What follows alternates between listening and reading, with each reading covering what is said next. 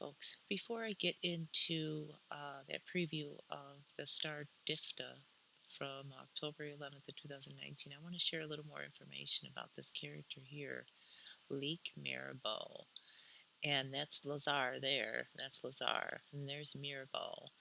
And there's a drawing from Lazar I found curious. And then, of course, the Nunky Heart. But this is also an image here uh, from my preview and closer look of the star Diphda. And you'll see in the video following this little intro here uh, how I came to this shape here and this heart outline, because I think that that's kind of a key, that heart shape. And I think it's interesting that the character Bob Lazar is introducing information like this, which shows this outline, of a heart. And this character here, Leik Myrabo, uh, and again, this is just my theory. I think that he is the real life character that the character Bob Lazar is scripted after. And now he's an engineer and a scientist slash consultant, respectively, in directed energy, space prime power, advanced propulsion research. And it's kind of curious here if you go into his research interest and activities. It says here the advanced energetics research takes a long term, high risk approach to identifying areas of potential technological breakthroughs. The specific area currently under investigation is the application of beamed energy and field propulsion engines for future air breathing slash rocket shuttlecraft used in hypersonic mass transit system.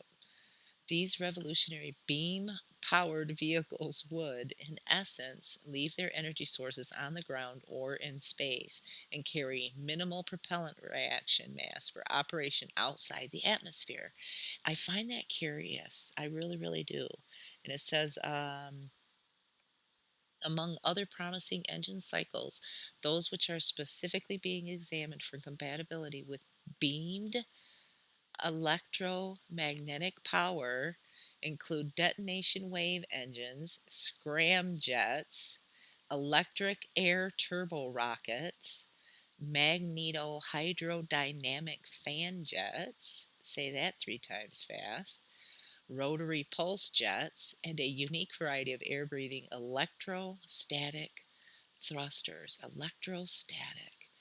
I see what looks like some kind of an electrostatic arc in some of these captures of these lights in the sky. And I see that outline of the heart as well.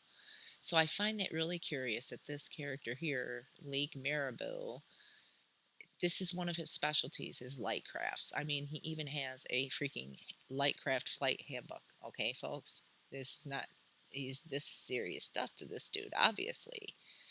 And it says here, such craft will fly on microwave and laser energy beamed from satellite solar power stations.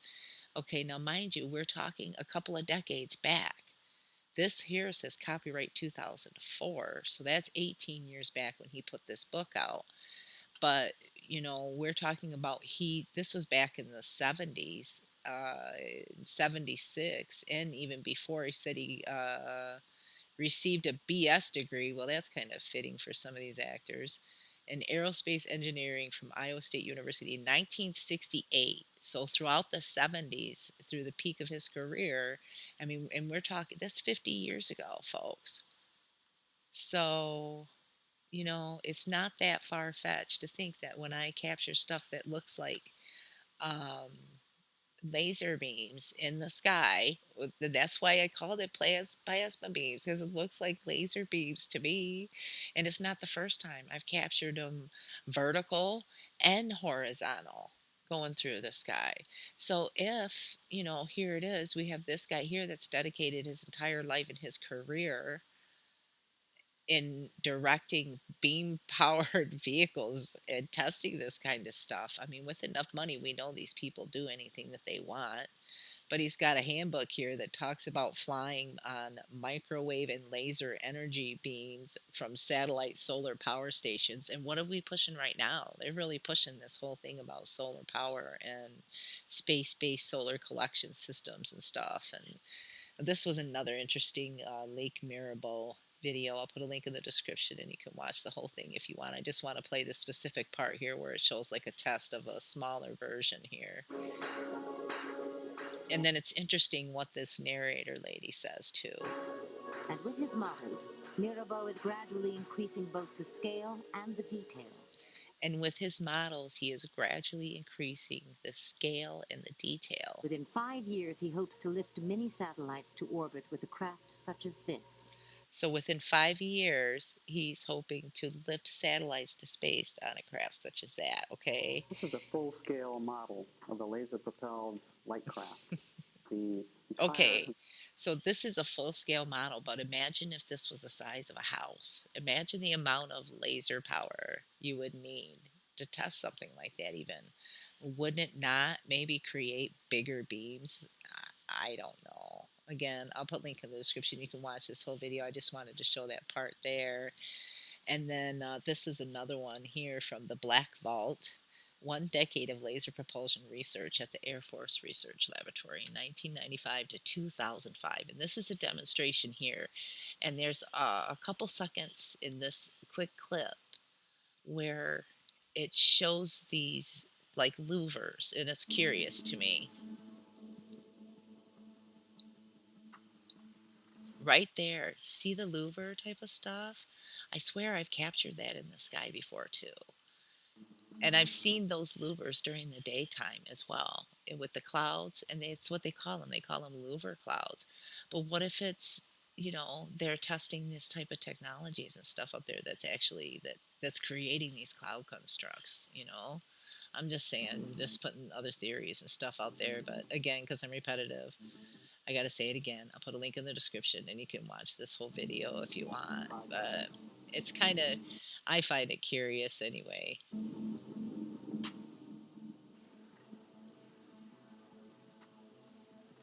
See how that distorts the imagery, and then I capture what looks like kind of similar type of stuff. I mean, and this was just recent. This was just back in July of this year. And I captured some interesting beams back in 2018 too. And then you have this video here, and this is Lazar. And I just find his little drawing here kind of curious with the little heart shape and stuff and how he describes it. underneath, the floor below, are the gravity emitters. He says gravity emitters, but then the closed caption says gravity and mirrors. So the center antenna is really an extension of the reactor in the center, and that's a waveguide, which allows interesting music too. the emission of the gravity wave, which forms kind of a heart shape over the whole craft. Really, it forms kind of a heart shaped around the whole craft. And like I said, I capture that heart shape in those lights in the sky. So, you know, it's just interesting to me when I come across characters like this, and then I see characters like Bob Lazar. I can't help but wonder if maybe the Lazar is the, you know, actor that's scripted after this real life character, Leik Myrabo. There's Lazar, Lazar, Lazar. There's Leik, Lazar, Leik, Lazar. I mean, they don't look like they could be the same person. And I'm not saying that they are the same exact person, but I am saying that when they choose these actors to play the parts of these real life characters, they tend to choose characters that look similar and look a lot alike. And I think, in my opinion anyway, I think that this character, Bob Lazar, looks a little bit like this real life character, Leik Myrabo. And then I capture, the Nunky heart. And then this here pops out when I'm reviewing and looking at what is supposed to be the star Diphda, which is sparking and looking kind of electrostatic. I mean, I've seen that electrostatic type of arc and sparking type of a lighting effect in these lights that I capture in the sky. I mean, anyway, I just wanted to share some more information about this character here, Leik Myrabo. And again, I'll put links in the description and you can look into a little more yourself if you want. Anyway, enjoy the closer look at the star Diphda. Continued. United Nations Treaties and Principles on Outer Space. Text of treaties and principles governing the activities of states in the exploration and use of outer space, adopted by the United Nations General Assembly, United Nations, New York, 2002. United Nations Publication. Sales number E.02.IA.20 ISBN 921-10090006. Part B. Agreement on the rescue of astronauts, the return of astronauts and the return of objects launched into outer space. The contracting parties, noting the great importance of the Treaty on Principles governing the activities of states in the exploration and use of outer space, including the Moon and other celestial bodies, which calls for the rendering of all possible assistance to astronauts in the event of accident, distress or emergency landing, the prompt and safe return of astronauts, and the return of objects launched into outer space, desiring to develop and give further concrete expression to these duties, wishing to promote international cooperation in the peaceful exploration and use of outer space, prompted by sentiments of humanity, have agreed on the following. Article 1. Each contracting party which receives information or discovers that the personnel of a spacecraft have suffered an accident or are experiencing conditions of distress or have made an emergency or unintended landing in territory under its jurisdiction or on the high seas or in any other place not under the jurisdiction of any state shall immediately A. Notify the launching authority or, if it cannot identify and immediately communicate with the launching authority, immediately make a public announcement by all appropriate means of communication at its disposal.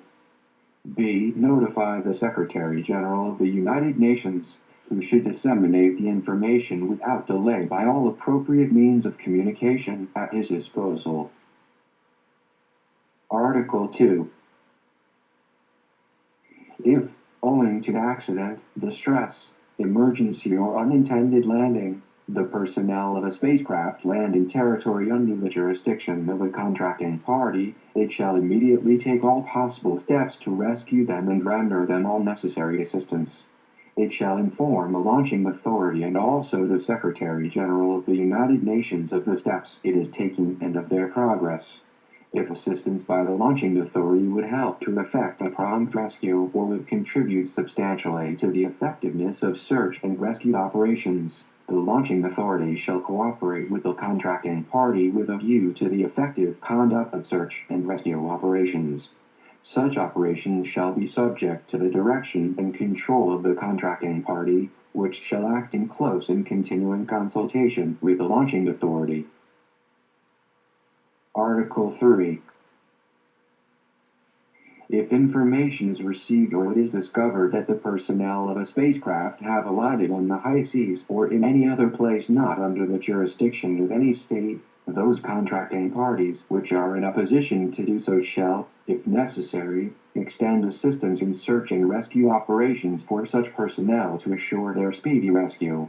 They shall inform the launching authority and the Secretary General of the United Nations of the steps they are taking and of their progress. Article 4. If, owing to accident, distress, emergency or unintended landing, the personnel of a spacecraft land in territory under the jurisdiction of a contracting party or have been found on the high seas or in any other place not under the jurisdiction of any state, they shall be safely and promptly returned to representatives of the launching authority. Article 5. Each contracting party which receives information or discovers that a space object or its component parts has returned to Earth in territory under its jurisdiction or on the high seas or in any other place not under the jurisdiction of any state shall notify the launching authority and the Secretary General of the United Nations. Each contracting party having jurisdiction over the territory on which a space object or its component parts has been discovered shall, upon the request of the launching authority and with assistance from that authority if requested, take such steps as it finds practicable to recover the object or component parts.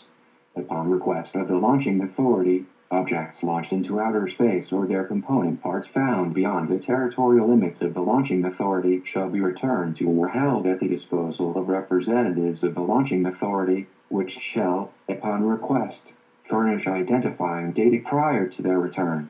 Notwithstanding paragraphs 2 and 3 of this article, a contracting party which has reason to believe that a space object or its component parts discovered in territory under its jurisdiction or recovered by it elsewhere is of a hazardous or deleterious nature may so notify the launching authority, which shall immediately take effective steps under the direction and control of the said contracting party to eliminate possible danger of harm. 5.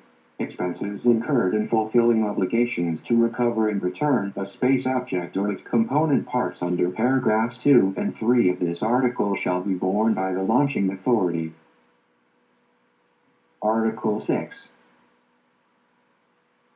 For the purposes of this agreement, the term launching authority shall refer to the state responsible for launching or, where an international intergovernmental organization is responsible for launching, that organization, provided that that organization declares its acceptance of the rights and obligations provided for in this agreement and a majority of the states members of that organization are contracting parties to this agreement and to the Treaty on Principles governing the activities of states in the exploration and use of outer space, including the moon and other celestial bodies.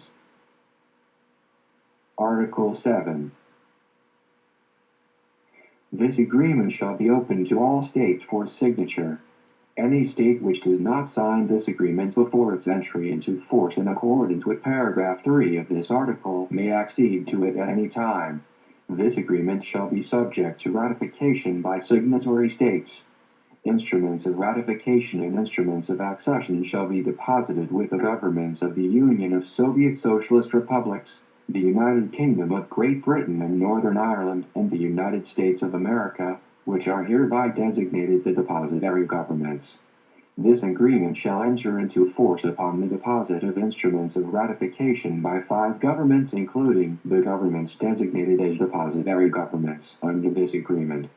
For states whose instruments of ratification or accession are deposited subsequent to the entry into force of this agreement, it shall enter into force on the date of the deposit of their instruments of ratification or accession. The depositary governments shall promptly inform all signatory and acceding states of the date of each signature, the date of deposit of each instrument of ratification and accession to this agreement, the date of its entry into force, and other notices. This agreement shall be registered by the depositary governments pursuant to Article 102 of the Charter of the United Nations. Article 8. Any state party to the agreement may propose amendments to this agreement. Amendments shall enter into force for each state party to the agreement, accepting the amendments upon their acceptance by a majority of the state parties to the agreement, and thereafter for each remaining state party to the agreement on the date of acceptance by it. Article 9. Any state party to the agreement may give notice of its withdrawal from the agreement 1 year after its entry into force by written notification to the depositary governments. Such withdrawal shall take effect 1 year from the date of receipt of this notification. Article 10. This agreement, of which the Chinese, English, French, Russian, and Spanish texts are equally authentic, shall be deposited in the archives of the depositary governments. Duly certified copies of this agreement shall be transmitted by the depositary governments to the governments of the signatory and acceding states, in witness whereof the undersigned, duly authorized, have signed this agreement, done in triplicate, at the cities of London, Moscow, and Washington, D.C., the 22nd day of April, 1968.